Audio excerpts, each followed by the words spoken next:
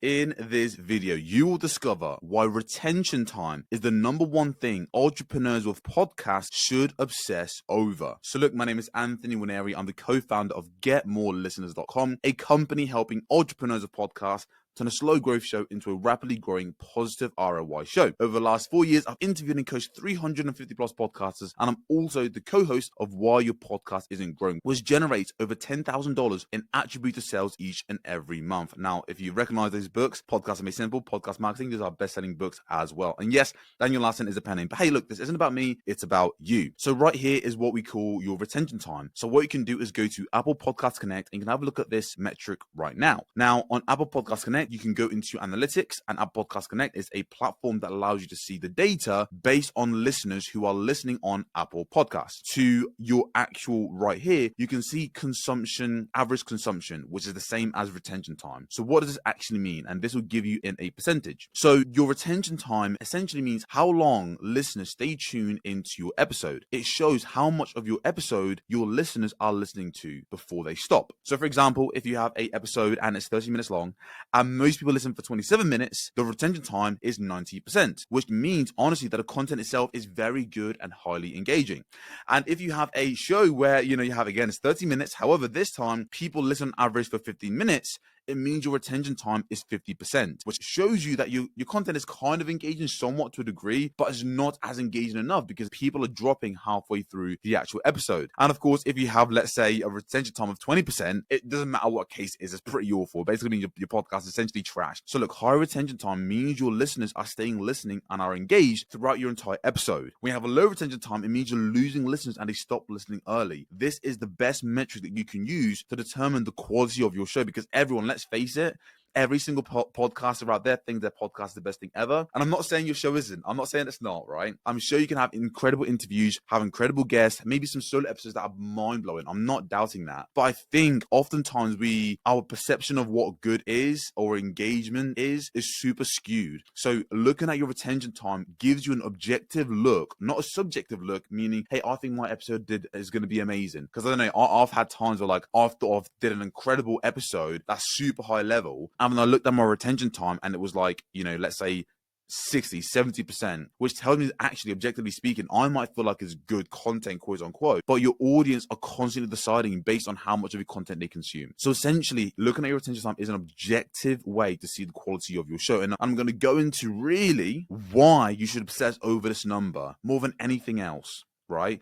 And how anything bad you've experienced around marketing, growth, and monetization of your podcast can all be linked back to your retention time. It's pretty mind-blowing. I'm going to break this down in painful detail, so you want to stick around. Number one, it's hard to keep your listeners hooked without a high retention time. Look, let's face it, right? If people stay listening to your podcast, that means they love your show. But if they leave early, it means you're losing their interest. If you're losing their interest, listeners won't come back for future episodes. If they don't come back for future episodes, how the hell are you going to grow? How the hell are you going to grow your podcast month after month after month if you can't keep their attention? And when you can't grow your show, how are you going to attract sponsors? And if you can't attract sponsors, how the hell are you going to make money? Now, a caveat here, I personally don't think sponsorship is the best route for entrepreneurs with shows. I think if you have a coaching program, a product, an app, a software, something, sell your own stuff. But I'm just giving you an example because I know a lot of people are looking for sponsors. I'm just saying hey, if you can't keep listeners listening to your content, how the hell are you going to make money from your show? How the hell are you going to get sponsorship for your podcast, right? The second thing, you can't sell your own product. This is what I genuinely believe as entrepreneurs we should be doing, selling our own product. If you don't have a high retention time, I'm a big fan of selling your own stuff. You as an entrepreneur, if you have your own product, that's what you should be selling. But how the hell are you going to do that? Because to sell more products, you need your audience to take your call to action. So throughout your episode, you're giving calls to action. Hey, check out this, check out my product, check out my program, download this software, whatever it might be. But if your listeners don't stay listening, guess what? They're not going to hear you mention your product. And without a high retention time, they're going to constantly miss you mentioning your product because they're not consuming the content you're producing. And if they miss out on you mentioning the product that you're constantly promoting on your show, they won't buy. How the hell are they going to buy if they don't know to buy from you if they don't know your product even exists. And if listeners don't buy from you, you won't ever have a positive ROI show. It's really as simple as that. And it's because of retention time. But we can keep going. You can't improve your show if you don't have a high retention time, right? Because knowing where people, so let's say, for example, you completely ignore your retention time. You're not looking at your retention time at all. Up until this point, you didn't really know it was an actual thing. How the hell can you improve your show? How do you know what good and bad is, right? Because when you know where people are listening and where they're dropping off, that helps you make better data-driven decisions on how to improve your podcast. But without this info, you can't fix what's boring. You don't really know if the show is engaging. You have a subjective view like I did for the longest time, thinking, oh, I've got a fantastic show. Oh, it's brilliant. It's fine. When in reality, actually, it's not fine. The show isn't doing well, but you can't see that if you don't look at retention time. And if you don't improve your show based on data, you're essentially guessing. And if you're guessing, then more people won't keep listening. They'll stop listening. And it creates a cycle of you losing more listeners. And with fewer listeners listening to your podcast, how are you going to attract advertisers? Without advertisers, how the hell are you going to make any money? You can sell your own stuff. If you can't get people to listen to your content, how are you going to sell your own stuff? And it even gets worse. You can't grow your audience, right? So what do I mean, right? Because let's face it, one of the biggest ways that podcasts grow, whether we like it or not, is through word of mouth. And word of mouth can just be people sharing your podcast to their friends. It doesn't mean actual word of mouth all the time, i.e. meeting a family friend in person, in real life, and then telling them about the podcast. No, it's more like someone consumes a piece of content that's really good and powerful, and they share it to a friend who they feel like would need it, or a business partner. You get the gist, right? But if they leave your show won't grow as much. Because here's the thing, when listeners stay, they tell their friends. If they leave, your show won't grow because they just won't tell their friends. Fewer people inherently will know about your podcast because the perceived value of your show, when it's like a 50% retention time, why would I share that with a friend? If it's 20%, God, I wouldn't even mention it. If anything, that's bad. That's bad marketing for your show. But if you have a high retention time and someone consumes your content and they love it, then they will share it. And when they don't share it, it leads to slow growth. Few people actually discover your podcast, making it so much harder to build a big audience. And without a big audience, advertisers won't be interested. And without advertisers who aren't interested, you won't make money. And you could be the advertiser. You could be the person trying to sell your own products. And it all comes back to your retention time. It's impossible to build loyal fans without, you guessed it, a high retention time. Listeners who stay become loyal fans. If they leave, you're not going to build a strong fan base. Without loyal fans, fewer people will support and promote your show. Without support and promotion, you won't grow. If you won't grow, you won't make any money. It is as simple as that, and it gets even worse, right? And I'm going to just hammer this point down. Making money is so much harder when you have a low retention time. Here's why. Longer listen times means you can make more money because people consume your content, they become nurtured, they become a fan of your podcast, and they're far more likely to build the know, like, and trust. But if they don't consume your content, they don't stick around. If they don't stick around, you miss out on the opportunity to sell your product to them. And even if you sell your product to them and they haven't built that trust with you because they haven't consumed enough of your content, they're not going to buy. So you're missing out on so much earning potential. So how the hell will your show? So by nature of this, you're missing out on earnings, meaning your show wouldn't generate customers or clients. If your show doesn't generate clients or customers, it will stay a hobby forever. And I think we can all agree, like, we didn't want our podcast to stay a hobby, right? But look, there's more. You can't rank high on Apple and Spotify on streaming platforms if you don't have a high retention time. Shows with high retention get more attention. Streaming platforms want their users to stay on their platforms. So if people leave early and they're not listening to the entirety of your show, it means that the users of their platforms, Apple and Spotify, they're not keeping engaged on that platform. And if listeners aren't staying on their platform, why the hell would these platforms be incentivized to share your content? This leads to you ranking low on those platforms. When you rank low on those platforms, it reduces your discoverability. If new listeners find it harder to find you, your audience stays small. This then means you then have to rely on essentially promoting online to get exposure of your show, because you can't rely on organic growth from these platforms because they're not sharing your content. But it gets worse, right? Because you're now left at a point where you can't rank high on Apple and Spotify because your retention time's low.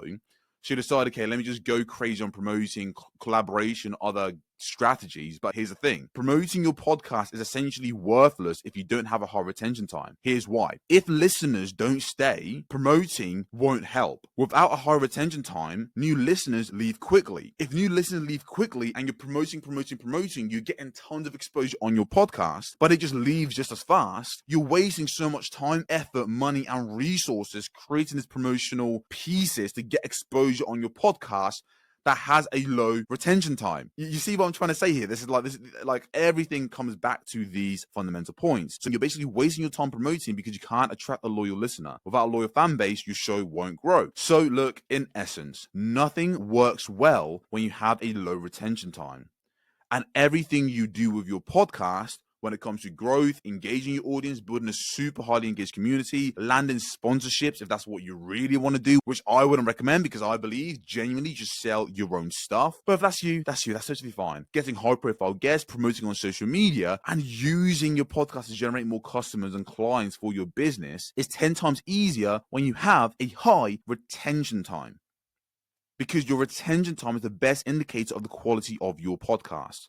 So before you start obsessing over social media promotions, getting high profile guests, or the new and the latest marketing sexy strategy, focus on getting your retention time consistently above 80%, because like I mentioned, none of that other stuff matters if you can't get your retention time high enough to have people stick around. So what should you do? So number one, actually start looking at your metrics. Don't be scared of them. Just have an objective look of where you are right now. And it might be that your retention time is already at 8%, in which case, amazing. Think about how much conviction you would have promoting your show, investing more in your podcast, of getting exposure for it, when you realize that, oh my God, like my retention time is above 80%. I'm keeping people super engaged, objectively speaking. All I need to do now is just get way more eyeballs on my podcast.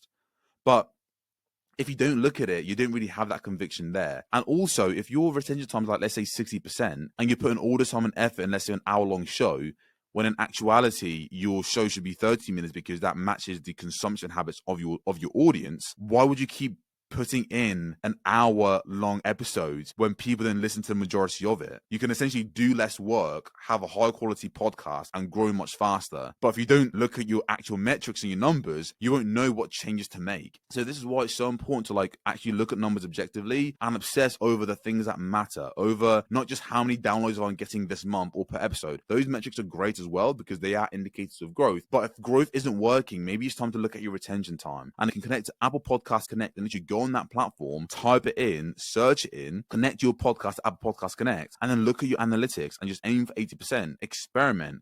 Try short episodes. You know, if it's 50 minutes, try short episodes, or try stronger hooks, or try shorter bite-sized intros that aren't just like you talking about your guests and about what people are going to learn or blaffing around, but just have it so just straight to the point. And then have the body of your content be far more engaging by adding maybe humor or, you know, cutting out fluff. There's a bunch of different things that you can do and changes that you can make to your podcast to improve your retention time. But you have to obsess over this number. So don't just ignore it. Look at it objectively and experiment based on your retention times. If people are dropping off super early, great. And hey, look, if your retention time is above 80%, amazing. Just keep going, keep doing what you're doing, and just get a ton of exposure on your podcast, because that's all you need to grow the show. And this really came about because a client of ours wanted to get onto guesting. So one of our processes to help our clients get more exposure on the show is helping them get in front of thousands of their ideal listeners by guessing on other people's podcasts where there's an alignment in terms of audiences. But we said to him, hey, look, dude, I'll be honest with you, like, there's no point of us like getting exposure in your podcast right now, because his retention time wasn't consistently above 80%. It was like 60, 70, but like lower, you know, like in the lower end of 60. And us just getting exposure on the podcast is trying to paper over the cracks. We have to fix the problem first. Once you fix that, then growth starts heading in the right direction. So look, my name is Anthony Wineri. You've been absolutely fantastic. I hope you can see why entrepreneurs of podcasts, you should be obsessing over your retention time of your podcast episodes if you want to grow fast, get big, make more impact, and make a shit ton more money. And if you enjoy this, feel free to check out other videos we put out and hit that subscribe button.